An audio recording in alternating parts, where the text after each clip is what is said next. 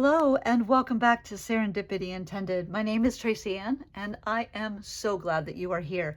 It is time to take a look at the second week worth of prompts for my Februllage 2026 journal.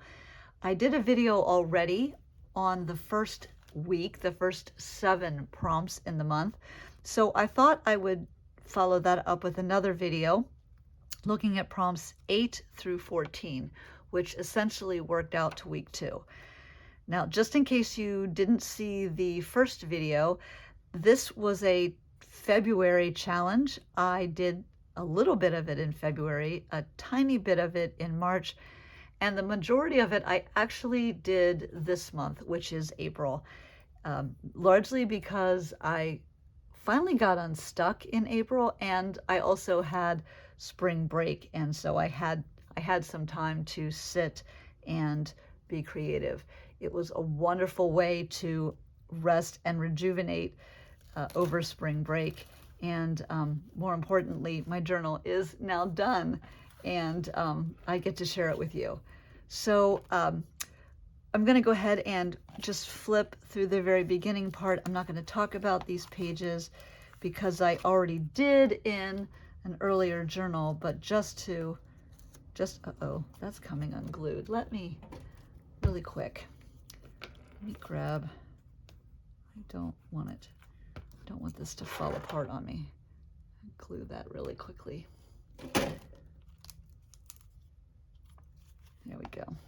All right, and day 7, and so then we start off with day 8, which was concrete, and that one stumped me for about 24 hours trying to figure out what to do. And then I realized that I could do something that resembled concrete, and so I had this collage book, which I hadn't used very much. It's from Collage Soup. It's Round Table Fables, and there's lots of sort of medieval looking images in it, and I am not compensated for talking about this. I just wanted to share. There really are some really great images in here, and definitely was an inspiration for me. So I took some images out of that journal to kind of collage together this spread, and I had a little bit left of this tissue paper, and I'd used it back here on this page to do some of my seaweed, and I had a little bit left, including this eye, and I thought it would be kind of fun to use the eye instead of a sun or a moon, and so I went ahead and included that on the page as well. One side of this spread, this one here, had this background already in place. It was part of the original journal. The other side here was something entirely different, and I didn't really like the 2 pages together. So before I collaged on top of it, I made a photocopy, a color photocopy of this page, and then took the page and inverted it and used it as the background on the other side.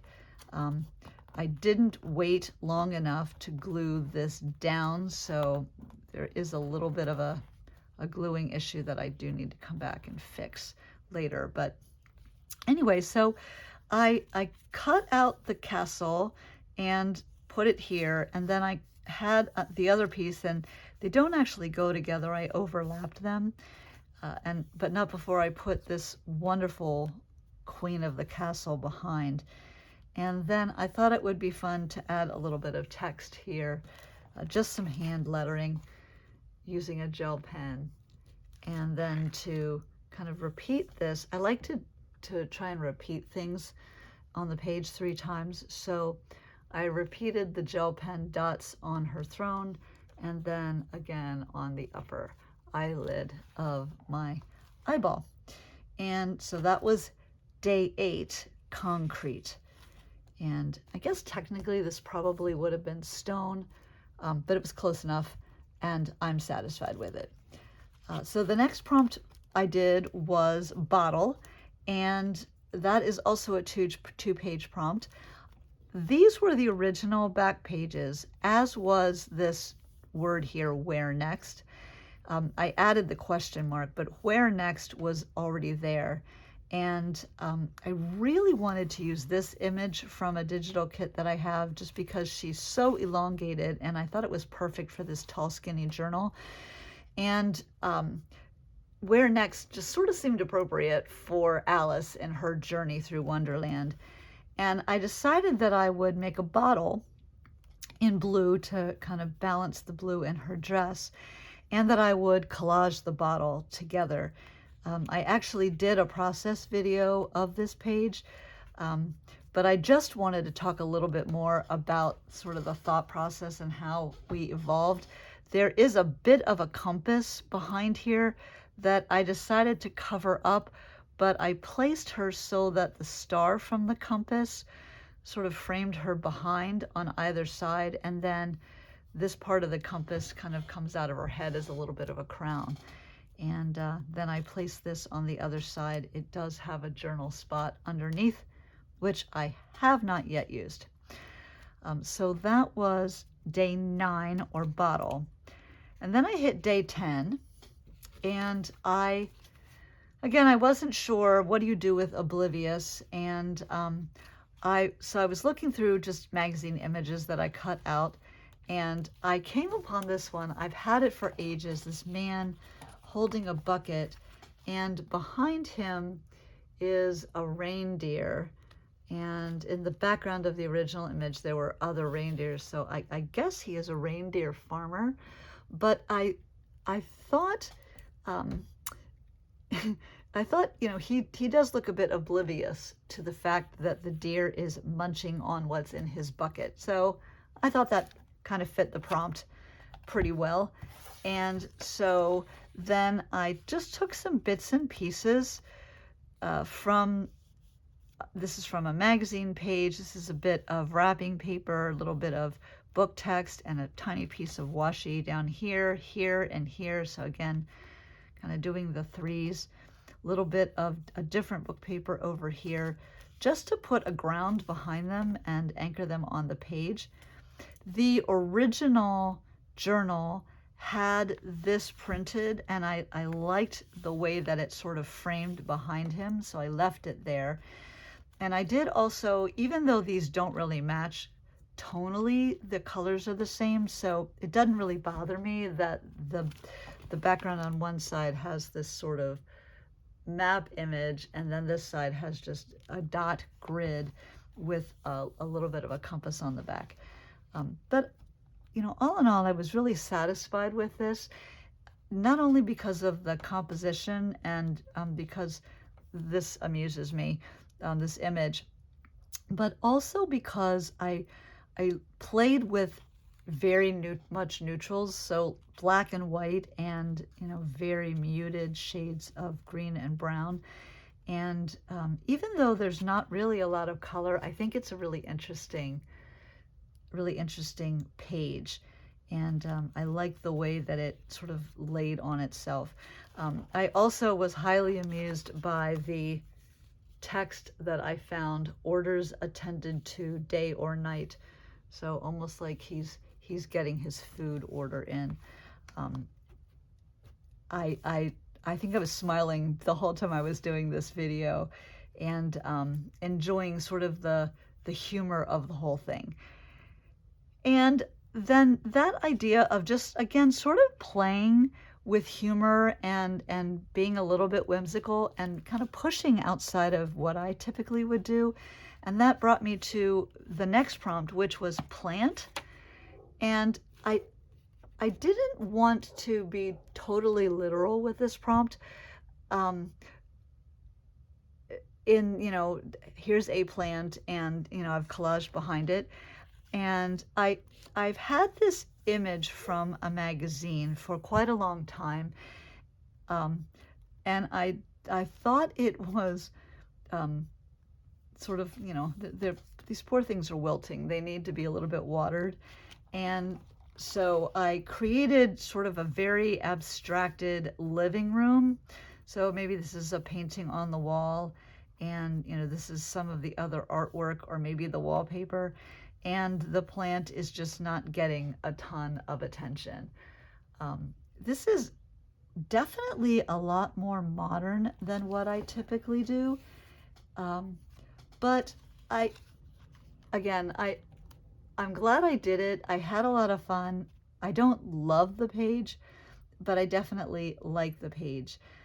The one thing I realized I never did do was I didn't put any text on the page. So definitely need to come back and find some kind of a quote to put on this page.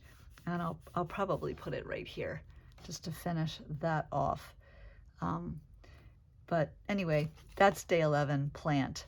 So day 12 was magnet, and again, I came to a little bit of a screeching halt. I didn't have a magnet, and I had no idea what I was going to do. So I was flipping through one of the sticker books that I have, someone gave me as a gift, and I found this. Oops, I'm not on the right page. Let me find. This is where I started jumping around a little bit. Yeah, I found this chicken, this crazy, I guess he's more of a rooster. And I thought I could make a chick magnet, right? And like he could be like getting the chicks. But then I didn't have any baby chicks that were small enough to fit on the page. But what I did have was a whole bunch of these sort of medieval looking ladies, and I thought the colors worked really well. So I thought, well, they will be my chicks. And then I had this magazine image, and I decided to collage them over top. And then I used the ransom note letters again to add chick magnet to the page. So I'm not sure this is the most successful page in here, but again, I definitely I had fun with this. I do like that I was able to use a magazine image as a background and incorporate that into my page in sort of a more traditional collage way than I normally do. So at the end of the day, I was pretty happy and satisfied with that prompt. Then the next day was watermelon. And I don't know if this happens with you, but sometimes I will see an image and just decide I've got to find a way to work this into my journal somehow because I just love it. And that's what happened with my focal image for watermelon. I wasn't sure what to do. Again, didn't have a watermelon image, and then I saw this focal image on my desk, and I knew it was exactly what I needed to use. And it was this girl in this pink dress, because is not that color pink the color of watermelon? And then these, I guess they're supposed to be some sort of animal spot, but they reminded me of watermelon seeds, although I don't know that I would want to eat a watermelon with that many seeds in it. But I thought the dress, and it's even a little bit shaped like a wedge of watermelon. So I was like, okay, well, there's my watermelon.